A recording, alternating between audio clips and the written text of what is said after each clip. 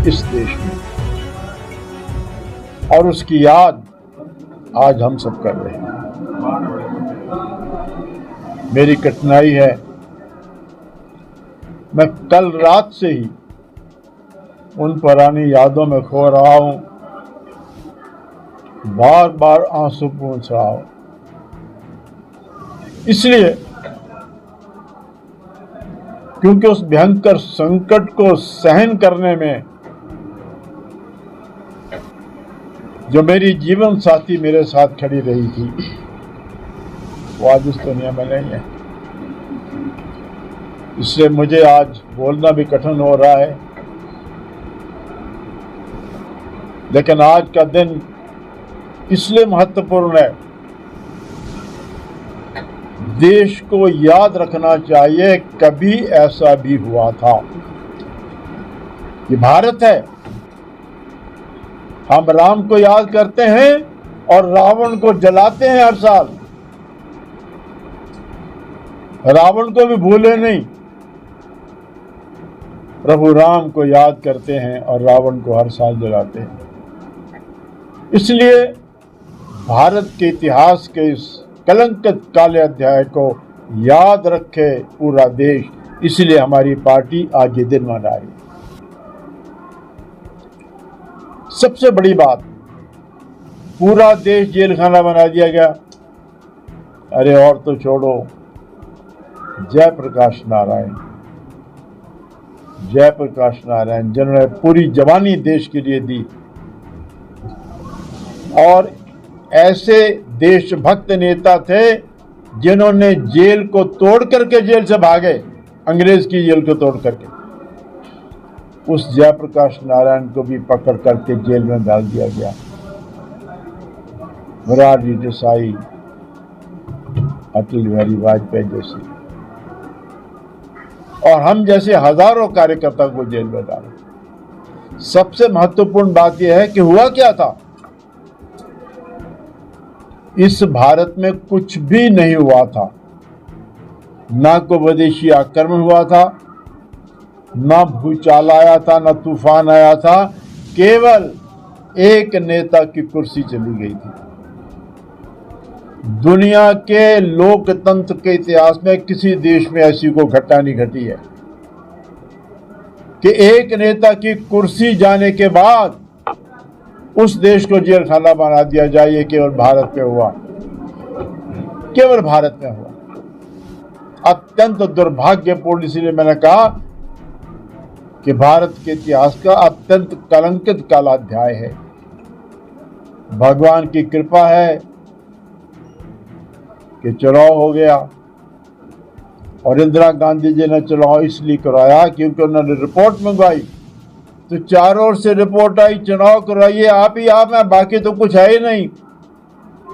किसी की हिम्मत नहीं होगी चुनाव लड़ने की, नाम मात्र का चुनाव होगा, आप जीत जाएंगे सब जगह। ये रिपोर्ट देने वालों को मैं बहुत बहुत बधाई देता हूं, उनका बहुत धन्यवाद करता हूं। अगर चुनाव ना होता तो पता नहीं हम कितने दिन जेलों में रहते। चुनाव हुआ और देश के दिल में जो भड़ास थी वो निकाली। ऐसा परिणाम निकला कि कांग्रेस लगभग समाप्त हो गई।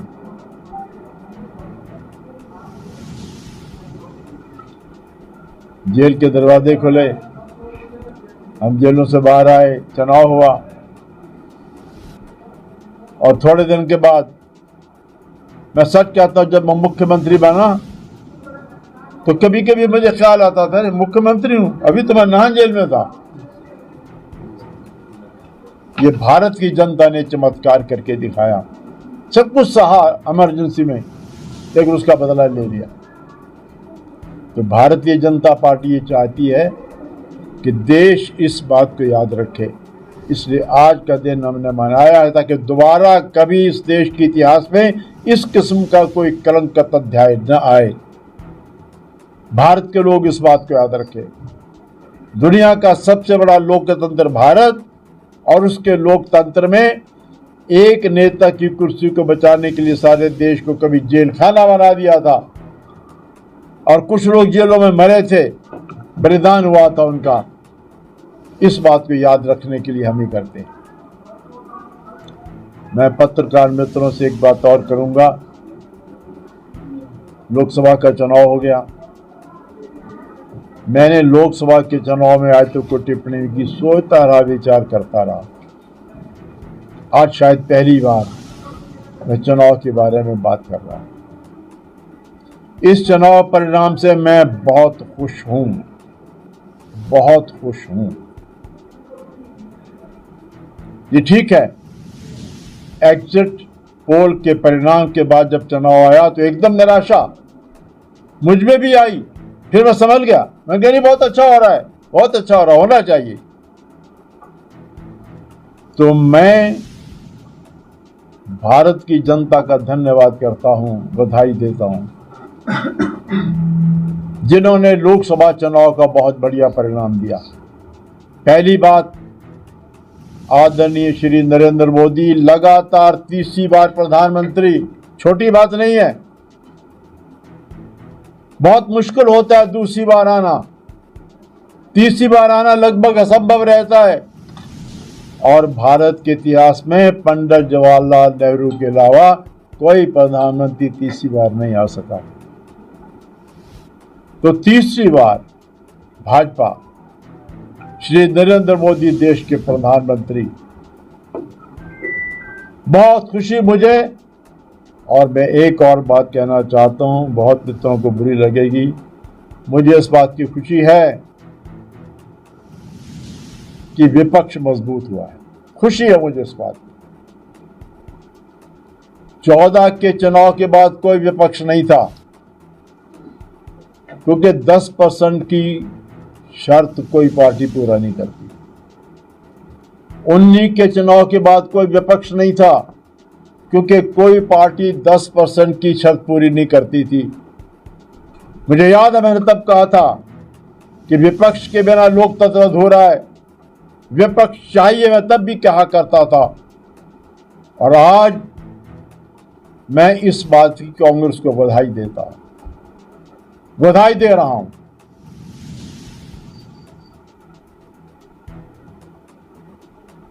कि बहुत वर्षों के बाद भारत में एक विपक्ष होगा, विपक्ष का नेता होगा।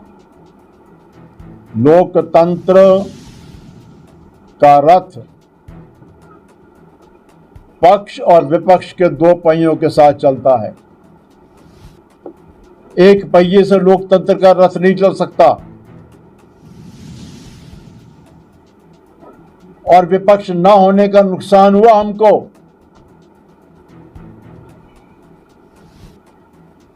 विपक्ष न होने का नुकसान ये हुआ,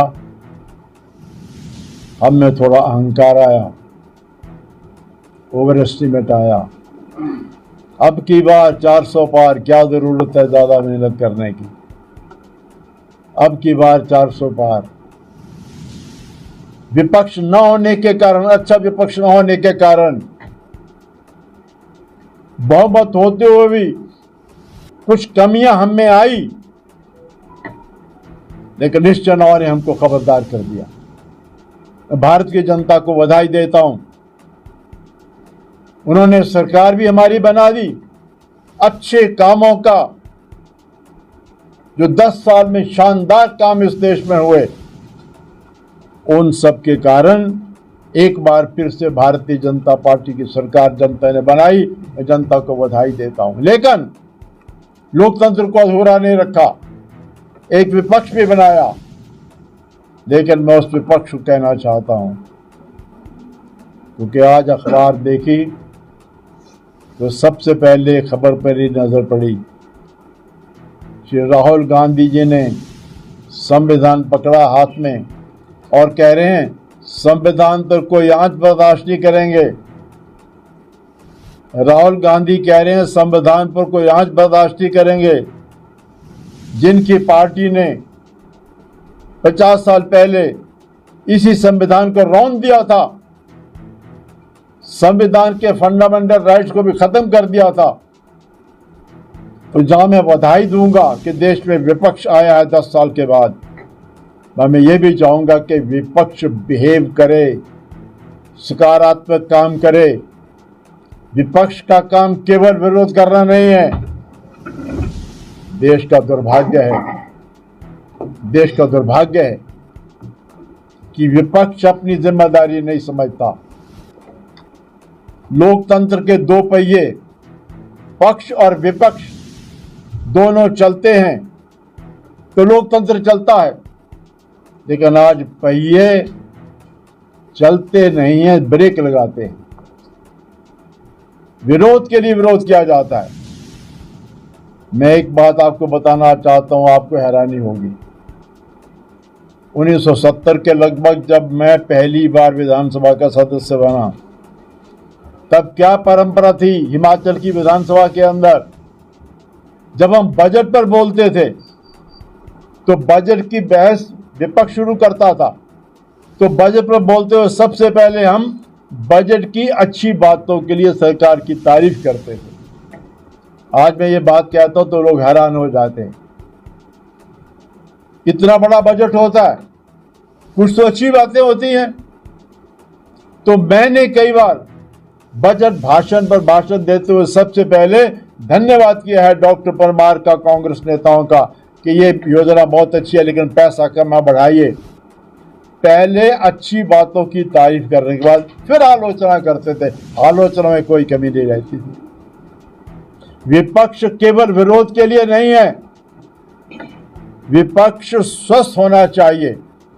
जहां मैं बधाई दे रहा हूं कि विपक्ष हुआ है, मैं उनको ये भी कहना चाहता हूं, केवल विरोध के लिए विपक्ष नहीं होना चाहिए। देश के भले के लिए विपक्ष कोई बात कहे तो मेरा ये कहना है कि देश की जनता ने बहुत अच्छा चुनाव, अच्छा परिणाम, हमारी सरकार बन गई, विपक्ष मजबूत हो गया। भगवान करे विपक्ष को सद्बुद्धि मिले। मुझे डर है विरोध के लिए विरोध ना होता रहे। भगवान करे विपक्ष को सद्बुद्धि मिले, पक्ष और विपक्ष मिलकर के इस देश को आगे बढ़ाएं, क्योंकि आदरणीय नरेंद्र मोदी जी ने योजनाएं बनाई है, बहुत बड़ी योजनाएं बनाई है। आने वाले 5 साल का विकास भारत के इतिहास का ऐतिहासिक विकास होगा। और मुझे कुछ नहीं कहना, इतना ही कहना। सर, उपचुनावों की बात करते हैं। हिमाचल में 6 उपचुनाव पहले हुए, 3 अभी और होने जा रहे हैं, कैसे देखते हैं आप? हिमाचल के चुनाव की बात मुझसे मत करिए। हिमाचल में चुनाव की बात नहीं, लेकिन हिमाचल और पंजाब में आजकल तनाव बहुत चल रहा है। पुलिस को पकड़ा जा रहा है, टैक्सी वालों को पीटा जा रहा है, इसके विषय में कुछ नहीं, तनाव नहीं होना चाहिए, तनाव नहीं होना चाहिए। लेकिन हिमाचल में जो चुनाव हो रहे हैं, हिमाचल में जो हुआ है उस पर कुछ नहीं कहना चाहता।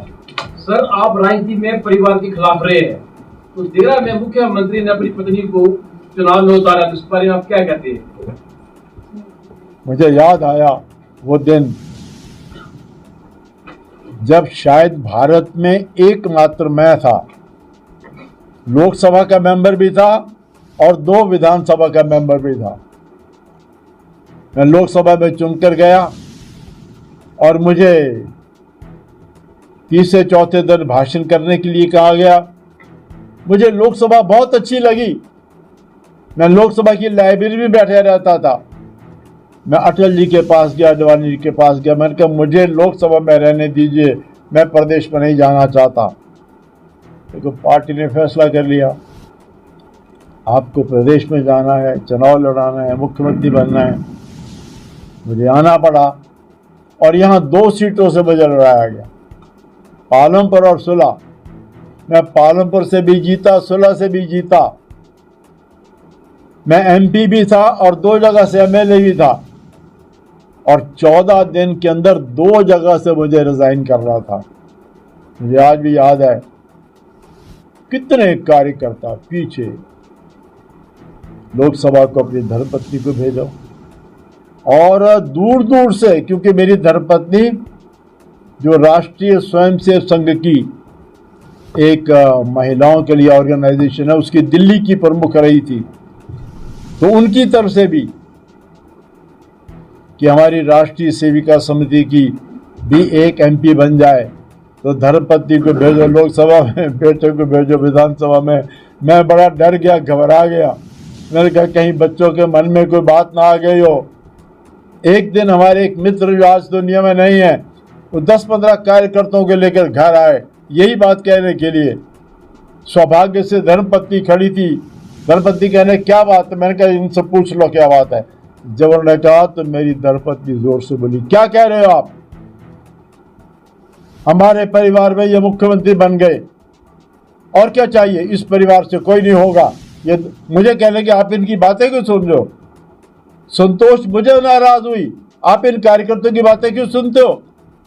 2 कार्यकर्ता चुनो और लोकसभा विधानसभा भेजो, परिवार में मुख्यमंत्री हो गया और कोई नहीं चाहिए। मेरे कुछ कहने से पहले मेरी पत्नी ने ये कह दी। और हमने फिर मेजर खरूरिया जी नए पार्टी में आए, उनको लोकसभा के लिए और डॉक्टर शिव कुमार को विधानसभा के लिए लड़ाया और दोनों जीते। तो मैं तो उस पार्टी का सदस्य हूँ जिस पार्टी का ये विचार है। अब बदल गया सब कुछ, राजनीति बदल रही। क्या पूरे हिमाचल की कांग्रेस में कोई व्यक्ति नहीं था? पूरी कंस्टिट्यूंसी में कोई व्यक्ति नहीं था चुनाव लड़ने के लिए? मेरा ख्याल है देश में शायद ये पहली मिसाल होगी कि किसी प्रदेश का मुख्यमंत्री अपनी धर्मपत्नी को लड़ा है। ऐसा शायद कहीं हुआ नहीं होगा। परिवारवाद की ये सबसे घटिया मिसाल है, नहीं होना चाहिए। और कुछ नहीं कहना चाहता। ठीक है सर।